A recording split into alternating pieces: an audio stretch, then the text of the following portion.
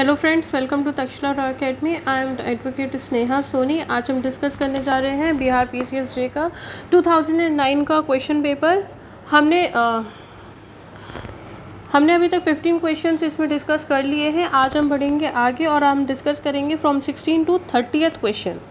तो first question is marriage in Muslim law.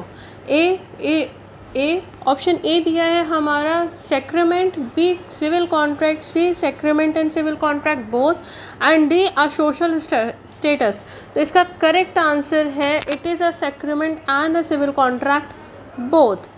Then आता है हमारा question number 17, what is the age of puberty for a Muslim marriage. A 9 years, B 12 years, C 15 years and D 18 years। तो correct answer is C 15 years।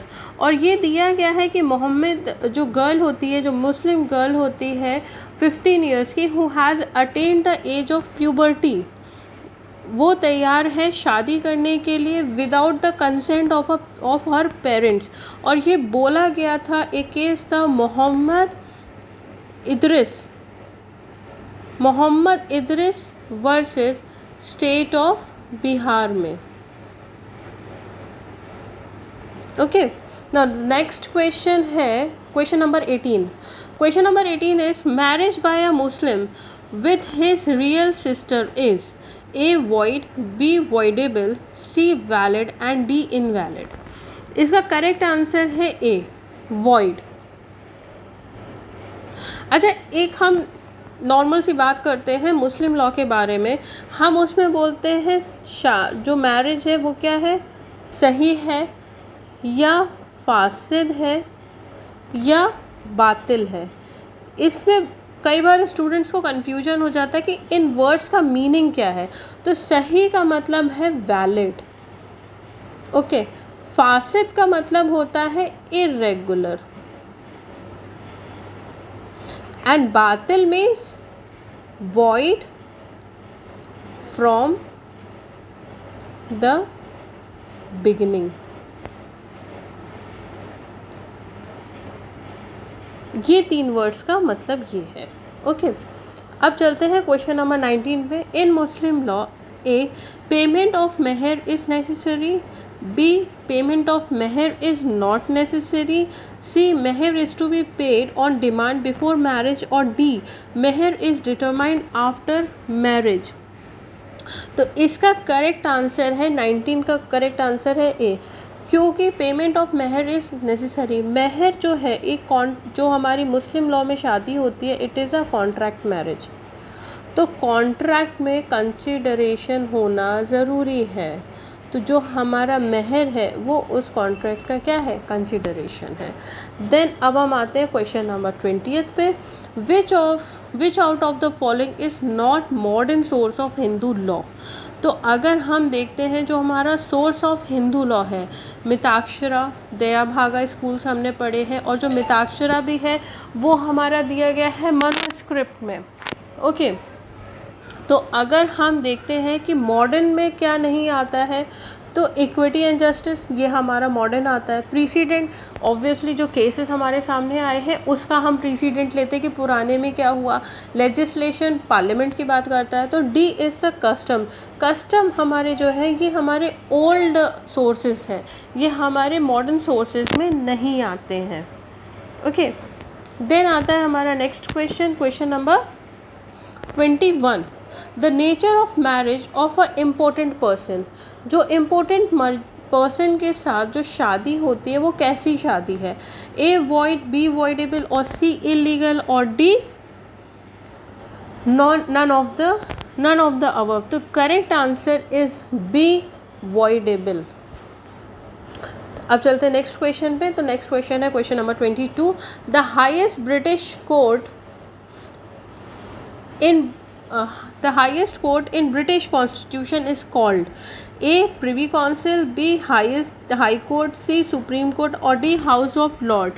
तो इसका correct answer है हमारा C supreme court. Then आता है question number 23। The fundamental rights in England are given to citizens by. A. The written constitution, B. by convention of the constitution, C. by judicial decision और D. none of the above. इसका correct answer is B. by conventions of the constitutions. Then आता है next हमारा 24, which out of the following is not regarded as stridhan bye शास्त्रिक Hindu law.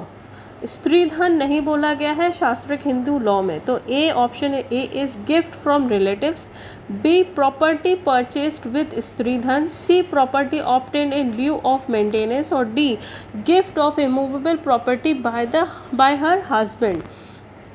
तो इसका correct answer है D, gift of immovable property by husband. Next question is the legal state of mahant of math is A trustee, B corporation sole, C owner of math property, D manager of मठ. इसका correct answer है A trustee. Then question number 26.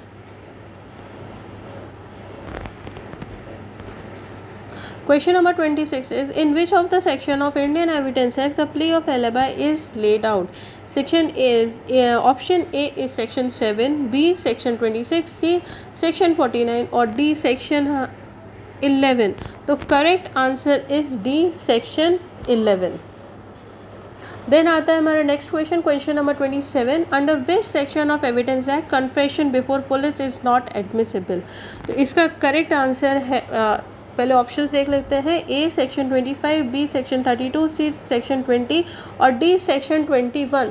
तो इसका correct answer है हमारा ए section 25. लेकिन 26 section जो हमारा इंडियन एविडेंस है वो कहता है कि अगर उस कन्फेशन में या उस स्टेटमेंट में पुलिस ऑफिसर कोई डिस्कवरी करता है किसी वेपन की या किसी भी चीज़ की एज अ एविडेंस, तो उतने पार्ट को एविडेंस की तरह एडमिसिबल किया जाएगा. देन आता है question number 28. In which section doctrine of dying declaration is found. A section 16, section 27, section 32 और सेक्शन 41. तो करेक्ट आंसर इज सेक्शन 32 हमारा बात करता है of Indian evidence act dying declaration के बारे में. Question number 29.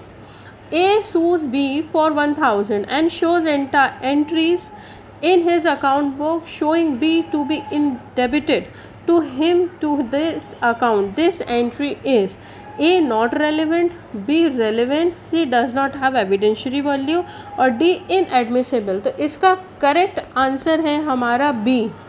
ये रेलिवेंट है.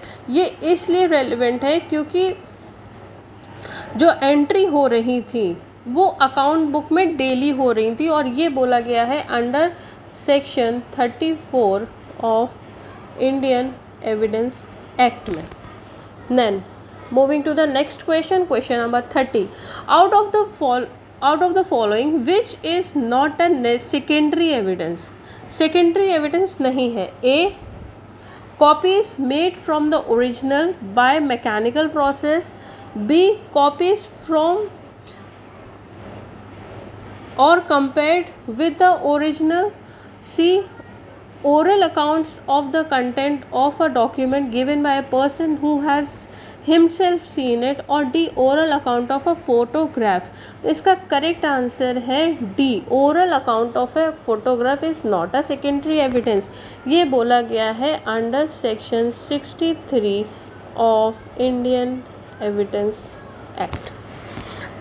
Do hit the like button, subscribe our channel. हम अभी और क्वेश्चंस आपके सॉल्व कराएंगे. आज जब ये वीडियो अपलोड हो रहा है रेफल्स हमारे आ चुके हैं. अभी एक रेफल्स पे भी हम वीडियो बनाएंगे which is very important for Bihar judiciary as well as for the APO. ये करंट का बहुत ही रेलेवेंट क्वेश्चन बनेगा. Thank you so much.